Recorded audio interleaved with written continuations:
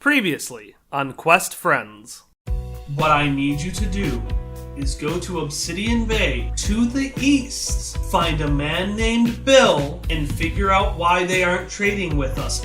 Does that make sense? Howdy, neighbor! How can I help you today? Most of our thinking, goes to Marshal. You look at William, as he's been going by. Yeah, that dude's a robot. That dude is 100% a robot. And he looks like a really fresh robot, too. So I want to just basically reach to Zog and be like, these people are not human. We've learned so much about Marshal, which we will gladly tell to others when we leave here right now.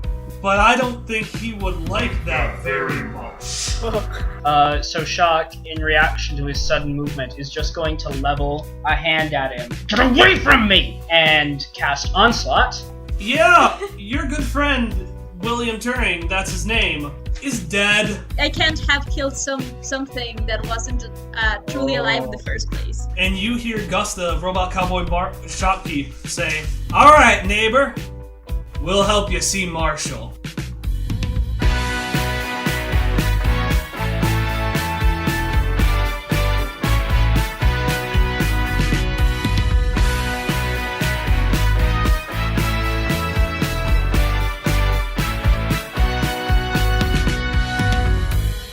So as you walk outside of the Coltrane Bar to the main courtyard of Obsidian Bay, you see the obsidian tiles from all over the city have kind of dissipated, and they've gone into the central platform that leads you to those giant colonnades right on the mountainside. So you follow them through into this doorway. And as you get in, you find yourself in this large octagonal space. In the center, there are a couple of stairs moving up to what basically looks like a big old gazebo that has some columns that have been kind of busted and haphazardly placed together with wood and other nails and supplies to keep it up. As you walk in, you hear a large clap, and above you, you see a giant boulder just suspended in air right above your head. And if you look around, all over above you, there seem to be these rocks and boulders that are suspended in the air with small divots of white beneath them. And you would recognize this, if you remember when you first came into the town, Gus mentioned this thing called flexiglass, which was this kind of glass that looked invisible but would congeal together to protect in case you ran into it like a wall. And it looks like you have a ceiling of this flexiglass that is protecting you from these rocks that are falling from this large cavernous ceiling. If you look up, it'll go up about probably 100 feet, and there seem to be these stone passageways leading from doorway to doorway, archways that kind of crisscross all over the place, as there are walkways just going higher and higher up until you eventually reach this domed ceiling. And again, when you enter the black walkway, seems to be pushing you towards that center gazebo. And it seems to be kind of congealed in a circle in the center of that gazebo. So I think I might have lost part of the scene here. Did we go inside the mountain? Yes, you did. Okay, I missed that part, and I was really confused. No, that's fine. As you walk forward onto that circular black glass, like an elevator, as soon as you get on, the glass starts moving downwards. And you start going down deep into basically a well beneath this gazebo. As you go down, it is extremely dark, and you see more of those crisscrossing pathways leading all over the place. And you go down and down and down and down and down and down and down until it is basically pitch black. And suddenly, in front of you, a work light that's been hanging on a wire, like an old-fashioned lantern, just flickers to life. And a series of these lanterns strung on lights seem to flicker in front of you, moving forward down a cavern. With that light, if you look around, you can see that there are other passageways kind of spreading out in every direction from where you see. It looks like the people of Obsidian Bay really dug deep into this mountainside. And beneath you, you can see a 3x3 square of smaller squares that are 3 feet by 3 feet. But that lantern passageway seems to be moving forward. Well, it looks like things are going downhill. Get it? Well. I hate you. Hopper smiles a little bit and then just says yes. Is there any way to mark the ground as we move to create a sort of pathway to find our way back? Yeah, how do you want to mark the ground? My strong glass staff is as hard as steel, correct? Yep. You think I can, like, make a scrape in the ground? Like, something that wouldn't just be scuffed over again when we pass by, Yeah. but, like, something significant enough to leave a mark. Give me a strength roll. I got a 14. So yeah, you successfully dig your staff into the ground. You can just hear it loudly and kind of painfully a little bit scrape as you just carry it through these large echoey caverns. So this sound is happening, right? Like we're just walking and we hear like a. Yeah, Shock is actually, like, kind of skipping as he does it. Perfectly happy grin on his face. So it's more like Right.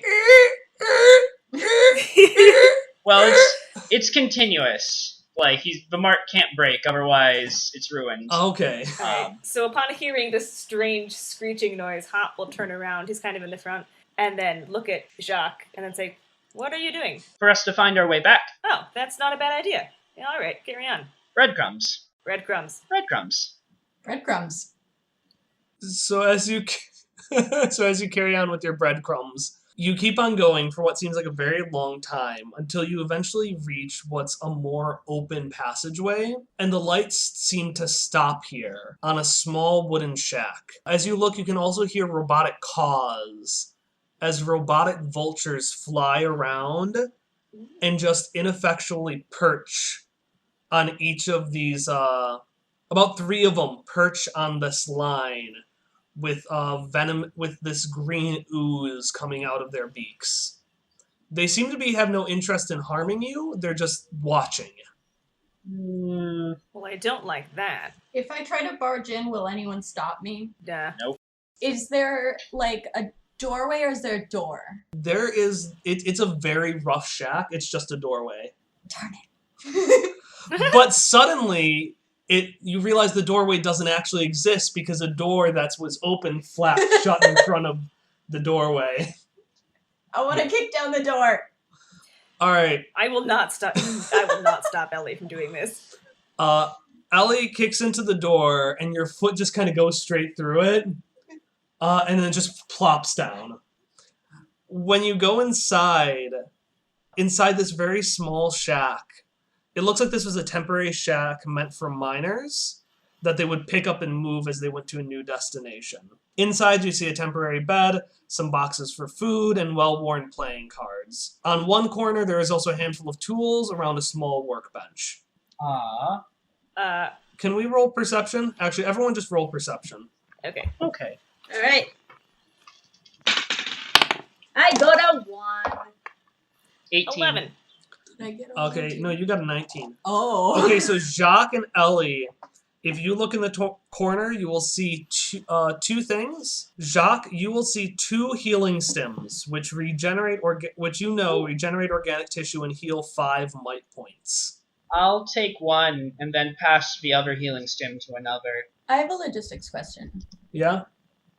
Did those work for me? Nope. Darn it. You have especially expensive versions that work on you. Should probably get a top. Alright, you gonna take it, Hop? I'll take it from her and then say thanks. Alright, and then Ellie, when you go in, you see what is this small, adorable box. And on it, you see the writing. It looks like it's been opened, some sort of package. And it says, Mechanically Automated Research and Study Life Form. Starting Kit and Instructions. And on the side of the box, there's a little button. And if you press it, the inside will spark a little bit, but it won't fully go off.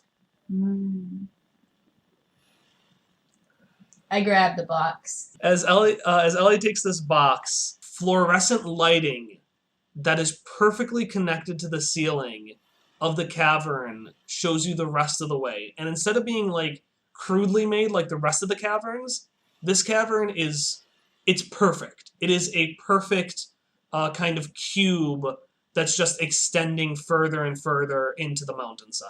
Shock will actually go up to the edges of a tunnel and, like, rub a hand on the fine 90-degree angle and say, definitely cut with beams. Are you going to continue down it? First, Shock, if he saw Ellie picking up the box, would like to go over. Excuse me, is there anything written down on there? Anything that would give us a clue? All it says is, let me find that again. Mechanically automated research and study life forms, starting kit and instructions. If you look a little deeper in some crudely thing, it says, well, this is your free gift from Jetco. Please enjoy it and purchase from us again soon. But the instructions aren't anywhere to be found? No, the instructions are not there. Darn it. I mean, instruction manuals are optional. I feel like you would have better luck with it than I would, though. I want to give it to Chalk. Alright. Guess I'll have this box. Everyone going in? Yes. I'll go. Who's going first? I had imagined Hop as kind of he's not wandering far from the group, but he's kind of ahead of them because he's eager to keep going. But if anyone else is charging ahead of him, he's not gonna like overtake anyone to be first. He's just wandering that way already. In that case, you will all continue forward and eventually get autonomy soon. You continue moving forward, and as you walk, it stays immaculately 90 degrees made, like perfectly. It's beautiful. It's mwah. But as you're going, obsidian tiles start to line the walls more and more until they've lined the entirety of the cavern you're moving through. And eventually, you get to a wall that's covered entirely with these tiles. And as soon as the first person walks there, they flutter to the sides and open up into an archway for one last chamber.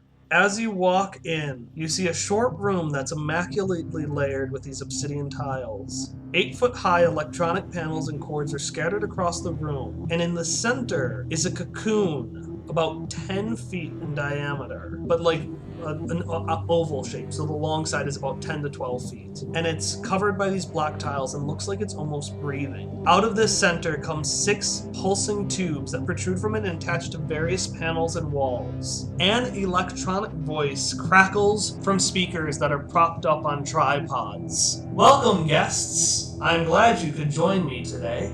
What are you, Marshal? What am I? We do not feel welcome in this place. You should not welcome us to this place. Well, I'm sorry. I am trying my best. After all, it is my job to serve. I am the mechanically automated research and study life form. I was brought to Obsidian Bay to help bring truth to the people of Obsidian Bay. And as we delve deeper and deeper, for the longest time, I was convinced that we would find the secrets hidden in the mountain. But once we found it, it made me abundantly understand. The secrets of the wonder of the world cannot be found externally. They are found in humanity. And so my purpose is just to unite all of us under one consciousness that can truly understand the universe. I didn't want to cut off your monologue, but while this is happening, Shock would like to use his connection with Nisha to telepathically say, Nisha, you have a scanning function, don't you? Use that to try and get some information while he's wasting time talking to us. I was going to do that anyways, Tom. Well, we're on the same wavelength. Literally. Literally! Alright, so Ari, can you explain that ability to me? So it's basically, what I understand is just basically, I have my scan ability where I can learn something about my enemy that I am battling. It can be like levels, it can be, like I used it last time, and that's how I figured out that the thing wasn't a person. Oh, right. Yeah, it's the same thing. Yeah, give me a roll just because I want to see how successful your scan is. I rolled a 20! Oh shit! Yeah. I will tell you all about your good friend Marshal. So first off, everything that Marshal says is true. The important thing to know about Marshal is that he seems to be siphoning a lot of energy from that cocoon, but he is not the cocoon. When they say Marshal is everywhere, he literally, kind of like in the movie Age of Ultron, he has spread his consciousness everywhere.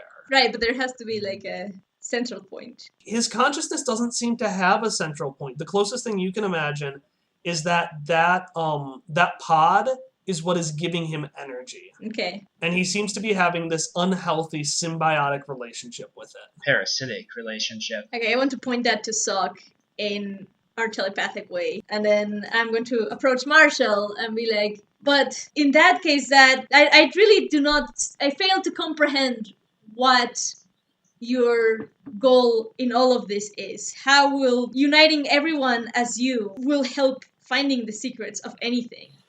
That will just kill whatever you're trying to find in the first place. And see, that is what I thought as well. But I am not uniting everything as me. I am merely creating a nexus with which all of creation can integrate itself. You met the people of Obsidian Bay. They were living happy and normal lives as they were before. But this time, they were happier than they had ever been before. They were connected on a level they never could have been otherwise. I do not consider that happiness. I saw some of the people, or some of the machines, that you seem to have control over, and I do not consider that happiness. I could not have even considered them to be alive by being controlled by someone as you. Well, I'm sorry you see it this way. But luckily, once you join us, you'll understand. And can everyone roll me a perception? 18. 1! No! Why do I keep flipping between 3. bad rolls? 17? So Jacques and Ellie, again, as he's saying this, from above you, you notice that there is like this circular hole going up. And you hear this loud clanging back and forth of something that is rocketing closer and closer to you. Shock is going to shout out, to the sides, move, move, move, move, and he's going to try to move anyone who's underneath that hole. I'm gonna try and jump out of the way. Yeah, Hop will listen to that. We'll jump to the left. Yeah. You all jump to the side. Do we roll to see if we succeed at? Yeah, give me a roll. See if you succeed. Yeah. Why? Alright. Ari, don't suggest things. Is everyone rolling? Yep. Except for you. No, just Hop and Misha, because they weren't prepared. Great. Okay. 6. 18. 18. Okay, Misha jumps successfully to the side. Hop jumps and just kind of like runs into a console and clangs loudly against it. Can I try to help him? Yeah, give Hop a grab. I am very strong. 11. Yeah, you grab Hop to the side and just like it hurts a little bit, but my you God. pull him to the I'll side. save you, my damsel. Alright. Are you saying that out loud? Yes. Jokingly, but Because yes. I'm gonna just give her a look and then say thanks? No, really, thank you. You're welcome. Marshall goes, I see you here, my friend. I found him as I went into the mines because at first I didn't know how to take consciousnesses and combine them together. But my friend, he's a bit not well put together, but he knows how. Oh, hell no. That's out loud. To overwrite consciousness with a single consciousness over a network goes against the ancient laws. But I must sentence you in the name of the wheel. I am sorry, Marshal. Unfortunately, I do not know what the wheel is. Luckily, we will all know soon. And as he says that, this black orb falls from the sky, and it's got a million different appendages. Like, imagine like a dentist. Like all the things that a dentist has on it. So like a drill and a claw and a clamp. I don't like this at all.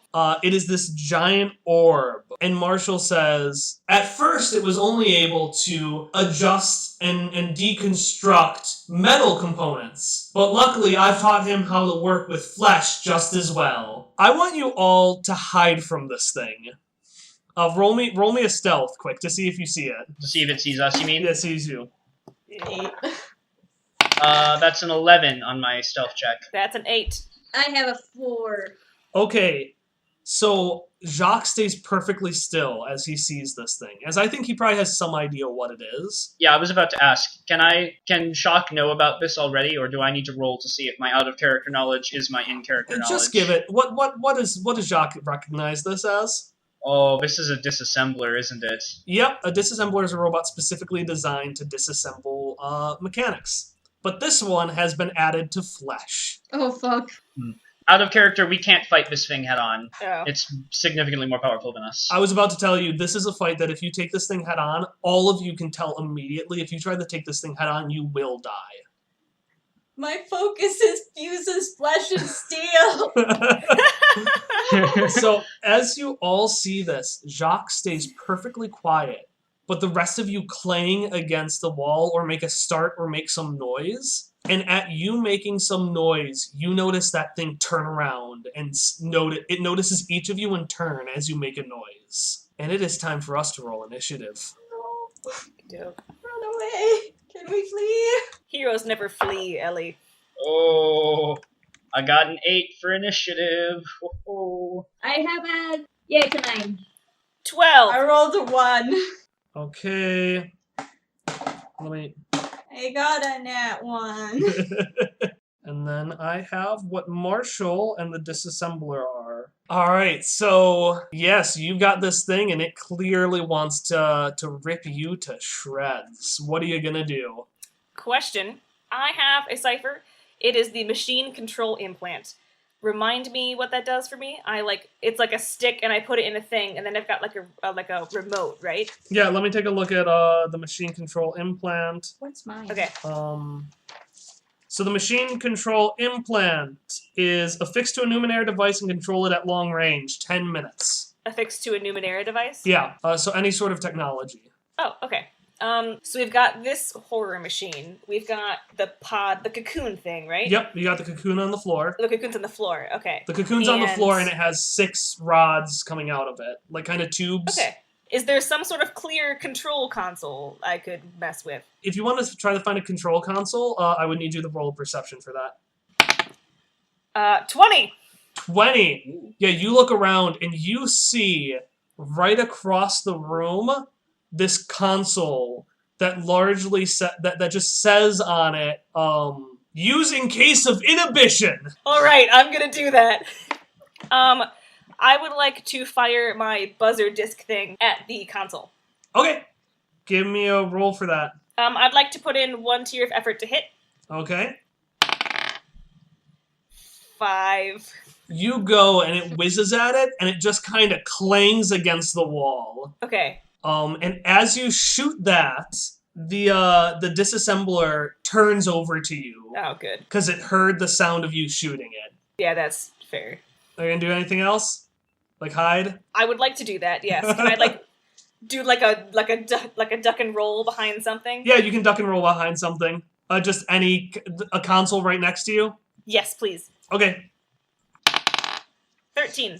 13? Yeah, you successfully roll behind a console. Yeah, boy. Alright, up next is Misha. What are you gonna do? How are you gonna kick this robot's ass? Well, I remember I have a cipher, I think, that basically allowed me to, Spider-Man up the walls. You absolutely fucking do. Yeah, well, if the thing has seen me... Oh, first I do want to say that the way that Misha...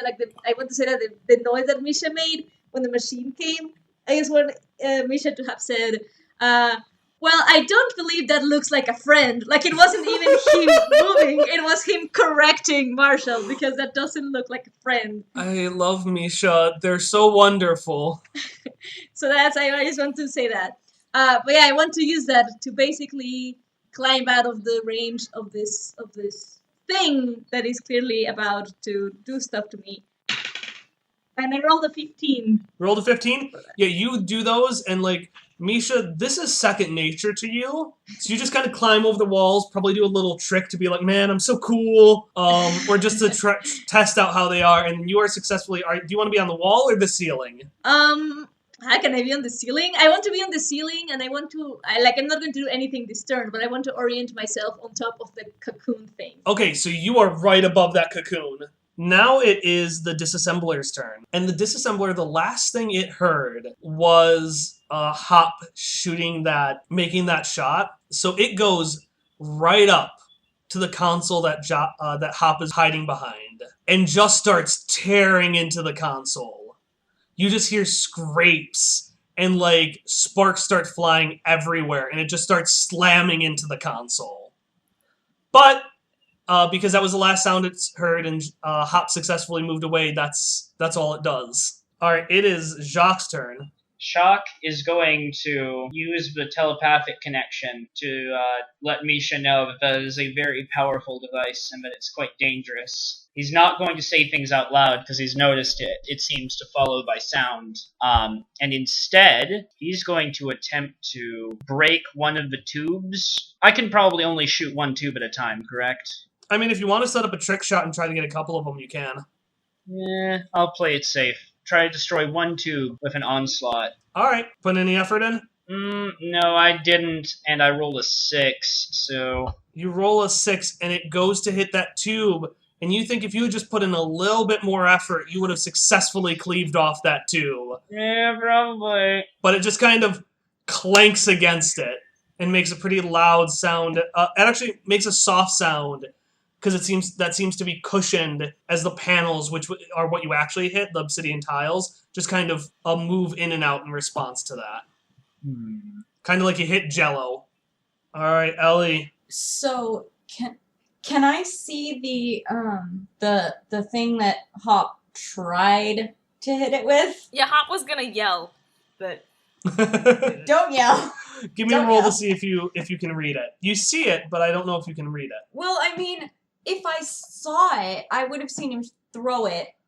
I guess it was a very loud... I did say it was very large writing. I said it was pretty obvious. I sort of figured that if Hop fired at it, other people would notice it and then go at it on their own. Okay. Yeah, you see it. I want to try to run and grab it and then hide behind something.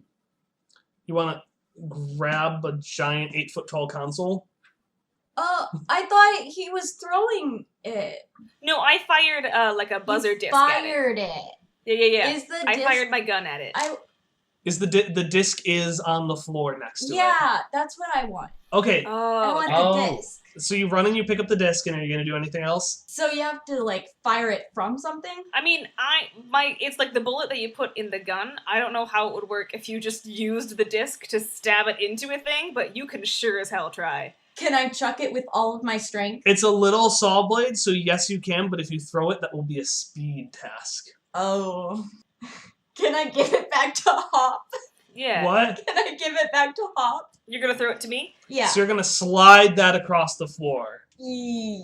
I guess if that's the only thing I can do, I just don't want it to be making noise. Alright, so you run right next to that console that gaudily says, use in case of inhibition. And instead of hitting it, you take a bullet and you slide it back to Hop. And it is now Hop's turn. Okay. Hopper looks at Ellie like, why? And then, Well, I can't do anything with the thingy, can I? You could have just hit it! Oh! Oh no! I didn't realize what the console was. I thought we had to have the little bullet thing. No, that was just the easiest way for me to hit it.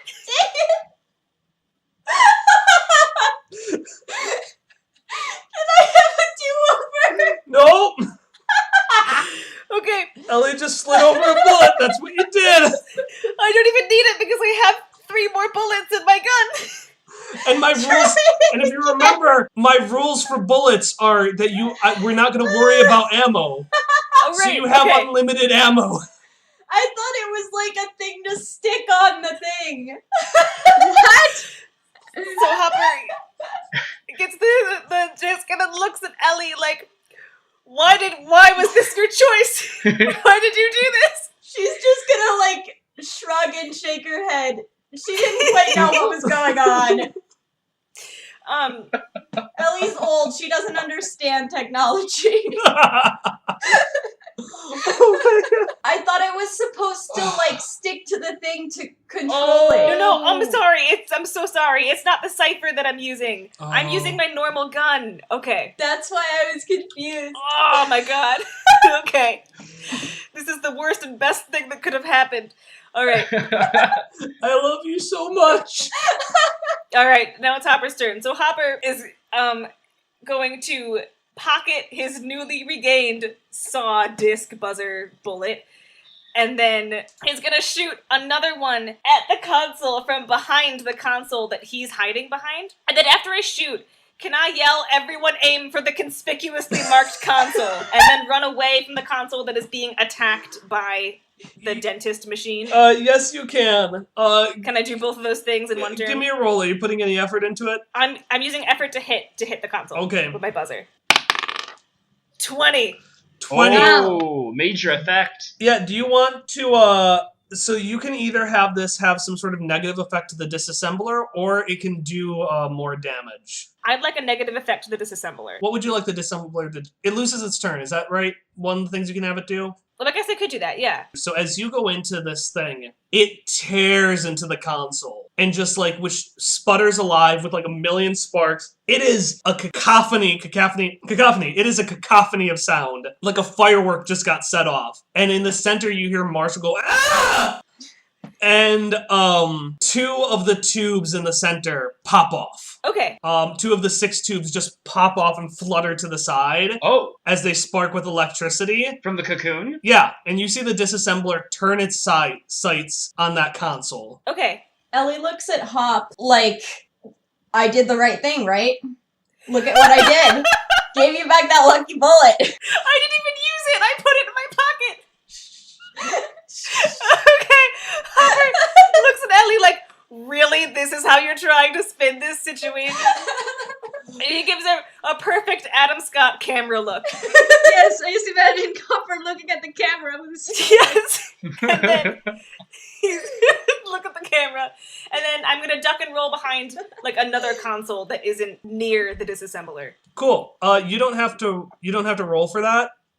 Because again, fireworks. Right. It can't hear anything else. Excellent. All right, it is now Misha's turn. Misha, you are Spider-Man. I am Spider-Man. You are Spider-Man at home, like hiding from Aunt May on his like bedroom ceiling. Yes. So what are you gonna do? Okay, so question, because I'm confused, because now there are two things. What's the difference between the cocoon thing and the console thing? Are there two different things? What is the weak point of this? You could roll, but essentially what you saw when you scanned Yeah, was that Marshall is kind of everywhere, right? yeah. So Marshall is technically within every console in this room. Mm. And that cocoon seems to be where he's drawing all his power from. Right, but why are we attacking... That console? Yeah. That specific console, not all of them, but that specific one, seemed to kind of just like distract him for a moment and kind of filled him with a surge of electricity that accidentally caused him to disconnect from the pod. So the cocoon has nothing to do with the disassembler thing, right? The only effect it seemed to have on the disassembler is now the disassembler is very focused on that console because, again, it's shooting off like the goddamn 4th of July. Okay, well, I want to basically just fall right on top of that cocoon thing, to try and destroy it. Let me love you! Just group hug. Okay, you fall in the cocoon. What do you want to do then? You should know. Oh, okay, that just works. Yeah, I'm gonna say it just works. Okay, how strong is it like a metal cocoon thing? Is it like soft? Can I like stab it with my blade or whatever it's called? When you land on it, it has those obsidian tiles on the outside that are hard shell, and they seem to kind of, with any impact, they seem to react to it, kind of like if you hit Jello. Or like a water bed. So you like land on it and the impact is cushioned across the entire cocoon. Does that make sense? Yeah. Okay. Can I, so since it does that, can I try and break it with my dagger that I have? The cocoon? It's not dagger, but yeah. Yeah, you can try to swing at it. Okay, I want to do that then. Alright, give me a roll. Are you putting any effort into it? I am going to put effort on, I guess it's going to be might, right? Yeah, might or speed because it's a dagger, so it's super small. Yeah, I want to put effort on might to damage. So we'll see. Because I got a 13. You got a 13? Yeah.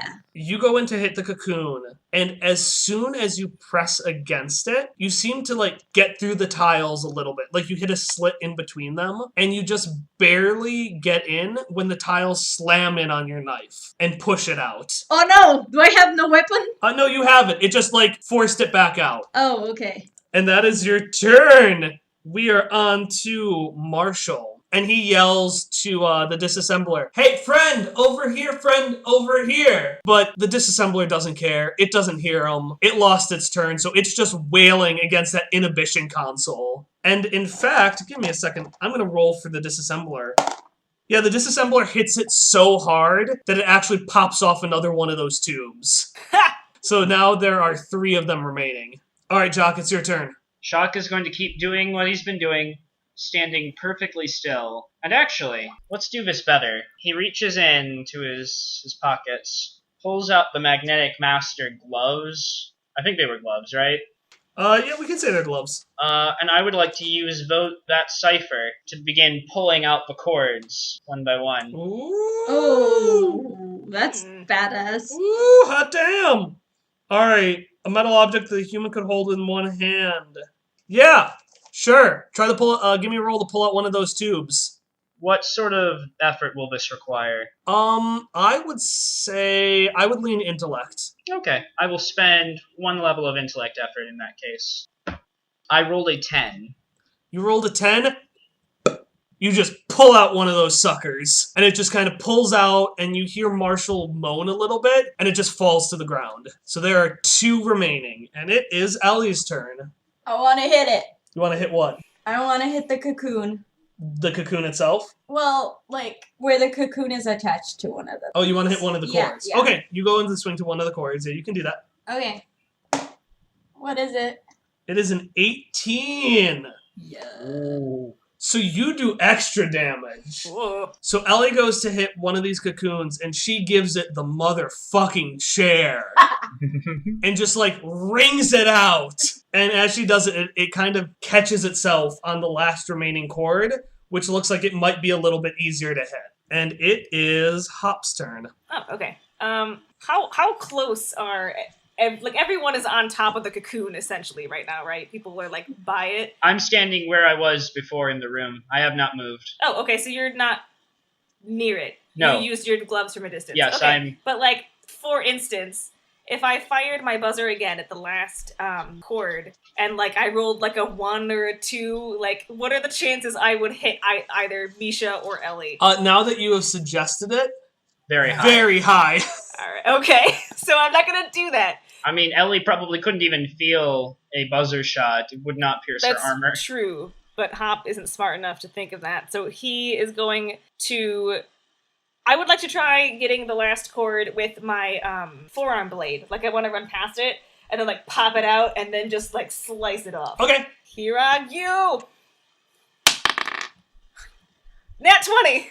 Oh. I promise I'm not lying about these. Okay, you kill this thing so hard that it is going to impact the disassembler as well. So describe Okay. how you take out this last chord. Alright, so Hopper is gonna come out from behind the little console he was hiding behind, and then run up to the thing, and then right before he gets to it, he's gonna go into, like, a home run slide, pop out his forearm blade on his left arm, and then slice it off as he slides past the cocoon. And then I don't know how this would affect the disassembler, but that's how he does the cord. All right, I'm going to say you home run that cord, and it just sails right over Misha's head Okay. Oh, thank God. and runs into the disassembler. Okay. And just, like, the disassembler, like, it kind of gets all over that thing, so now it muffles it, and the disassembler can't really hear anything. Yes.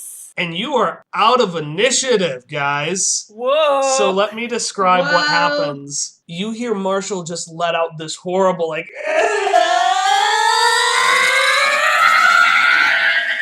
as consoles across the room start fizzing and, like, sparking and eventually die dead. And all the lights in the room kind of go out, and you feel all the obsidian tiles fall ineffectually onto the floor, which includes them kind of sliding Misha off of this pod. So, as you slide off of this pod, it fills the rest of the room with light.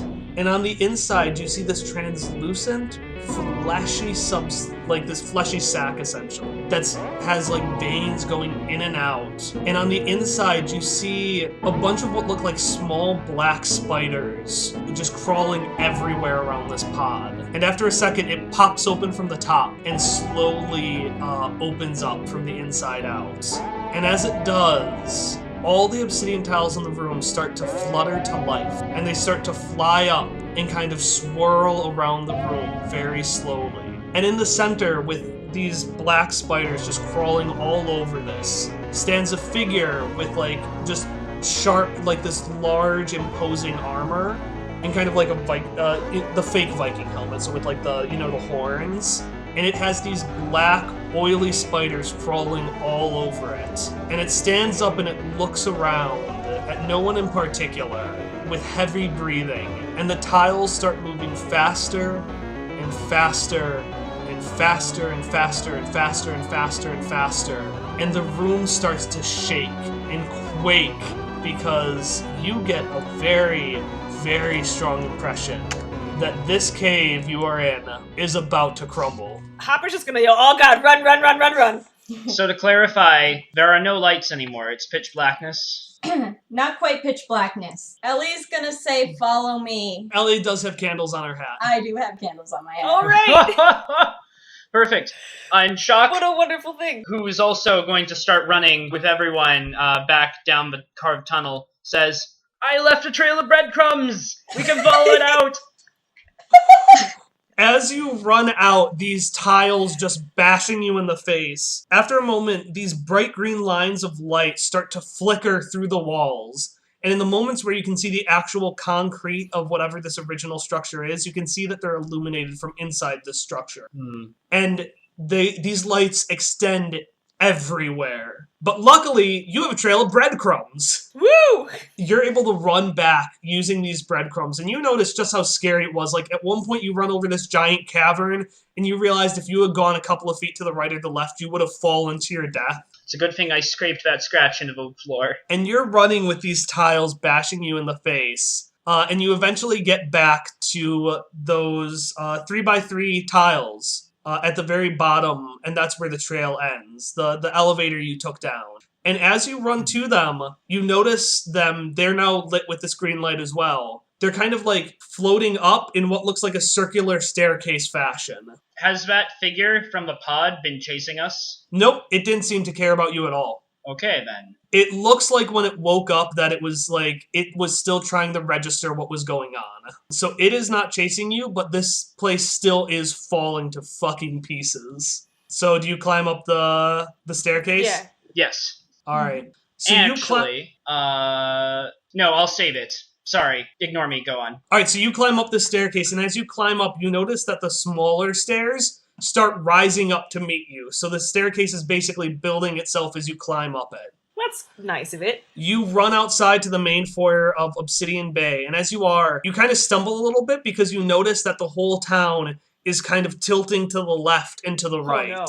No. And I've been describing you running, but I want each person, because I want to know your running order, so I want to know, so just tell me what you do as characters. I'm assuming that once we reached the natural caverns again, Shock would have been in front so as to lead everybody by the scrape in the floor. Yeah, Hopper would have made sure Ellie and Misha were ahead of him, so Hopper would have taken up the rear if possible. Are you just running to where you entered? That was the plan, yes. Yeah.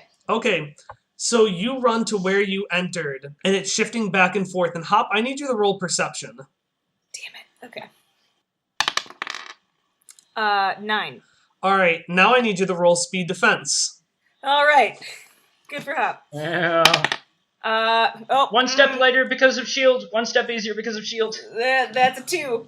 Alright, That's a 2. still Okay. doesn't matter. So Hop, as you're running around, you turn to your right, and you notice one of those pods that you had been studying back in episode 2 has disconnected from inside the bar, and they're rolling. No. Oh, one of the urns? Yeah, one of the ones that Okay.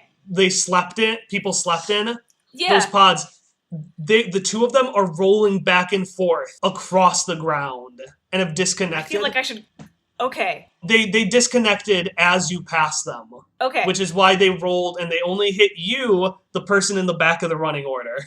Cool beans. So you take 4 points of damage as this thing hits you and kind of slams you against the ground. Oh, ow. I feel like I should take them with me. We thought there were people in there, right? They were empty when we found them. All right. So is that it? Hop just trips and goes, oof. So you run back to the entrance of Obsidian Bay, and behind you, you notice the spiders start to crawl out from the doorway. And it kind of bursts alive as these obsidian tiles just looks like hundreds of thousands of them pour out of the doorway to the cave and start swirling around. And then as you run to that entrance, you notice that the cart that you went up is still connected. Do you want to take that down? Sure. Also, Yeah. before I forget, I didn't want to interrupt things before, but once, like, Hop was clobbered by one of the pods, Shock would have, like, stopped to see if Hopper was, like, getting up again, or, like, if he would need to be dragged out. Oh. That's nice. In that case, I'm going to put Misha at the beginning of the running order. Okay. Could have it. It's fine. So Misha, you run and you try to get into that pod, but you are stopped. As you go and run into it, you press against this invisible force. And you see white spots wherever you press your hands above this green line on the ground. Is it all the way up? You don't know how high it goes because it's invisible unless you press against it. But if you recognize it, this is the same line where that shard of flexiglass almost hit Hop when you first came into Obsidian Bay. I see. Oh, we've been sealed in since we first stepped here, weren't we? Oh no. Oh no! So I assume we're all, like, we've gotten up to the barrier now, and we can all see this, right? Yeah. Yeah. So, I need to ask you how my powers work then. Could I use the power of Far Step to transport additional people as well as myself? I am going to rule yes, but it will cost you... How much does Far Step cost? It costs 2 intellect points. Alright, it'll cost... I'm going to argue it'll cost 2 more per person you bring with you.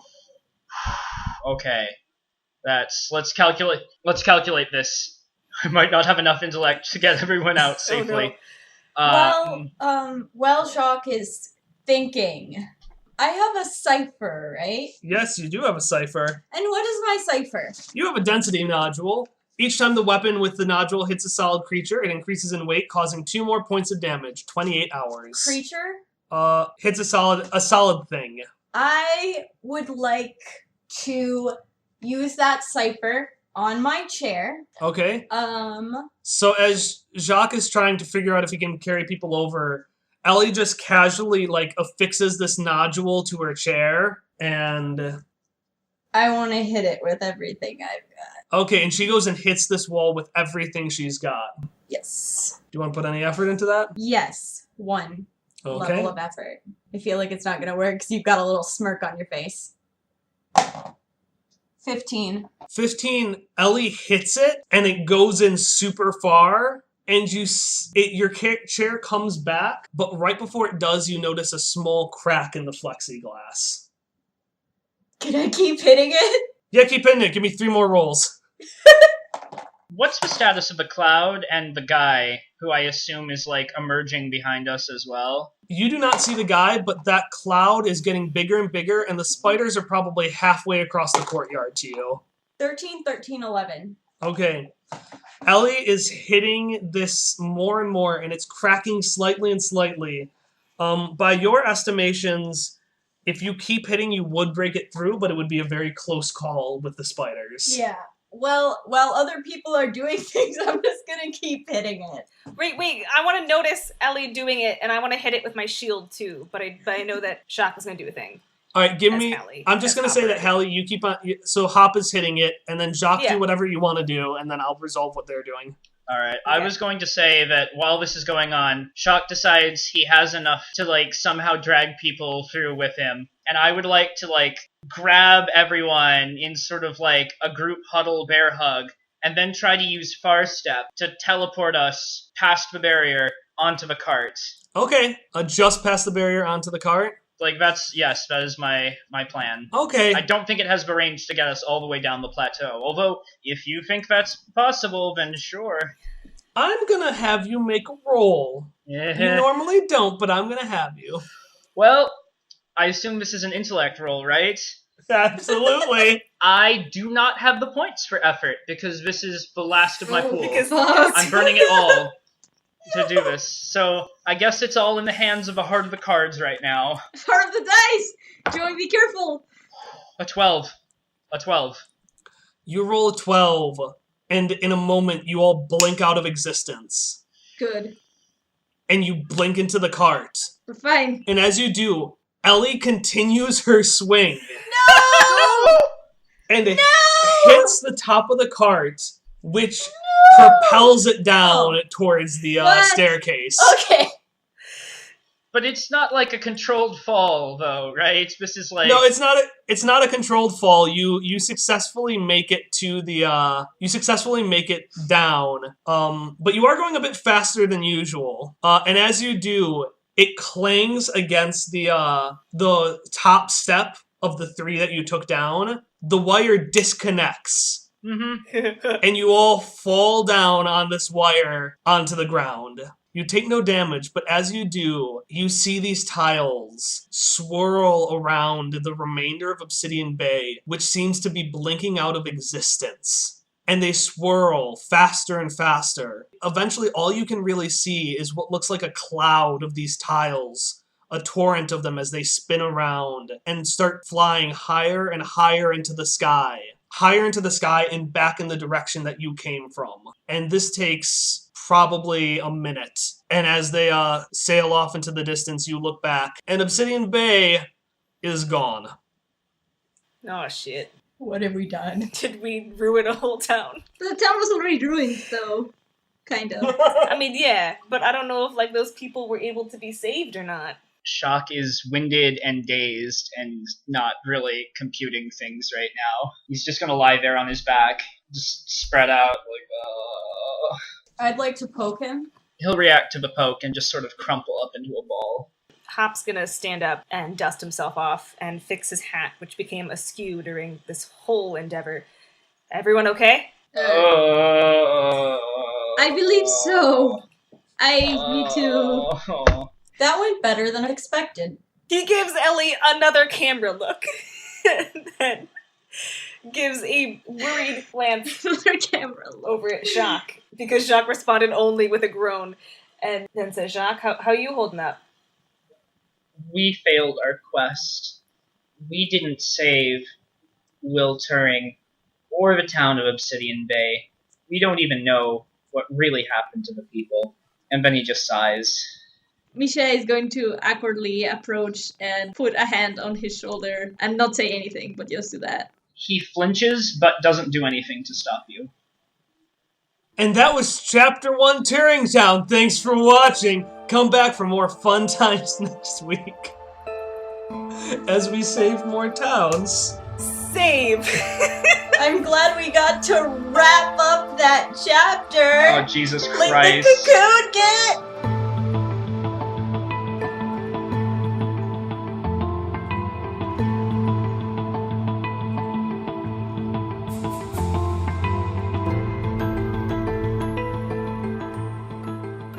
Oh shit! Well, we fucked up. I'm Kyle, I'm the GM. Just so you know how committed I am to this show, I am skipping date night in order to record this end thing for the podcast, so it is up immediately tomorrow. I know. The intro and outro songs were Friends and Hitoshio by Miracle of Sound. Any other music I use is in the description, except for the clanging sound effect, which I got from YouTube, and I modified it, so who knows who owns it now? I got it from YouTube, like their creator studio. I didn't just I'm not one of those people who says, oh, I opened a video and I pulled from it and I got it from YouTube, because it's not how it works. I got a call to action for you this week. Tell your friends about Quest Friends. Tell your best friends. Tell your mediocre friends. Tell your enemies. We have just finished our first arc, Turingtown. So they've kind of got a complete package to get an idea of what Quest Friends might be like and if they like it. They can find us on Podbean, on iTunes, on Stitcher. I've really just kind of spread myself like a horrible, terrible virus throughout the internet. So you go any place, you'll probably find us. You can also find us on Twitter at quest_friends. Our next episode is going to be on Monday, November 20th. I don't have a name for that arc yet, so you will know what it is named then. Alright, thanks so much for listening. Have a good day. I love you.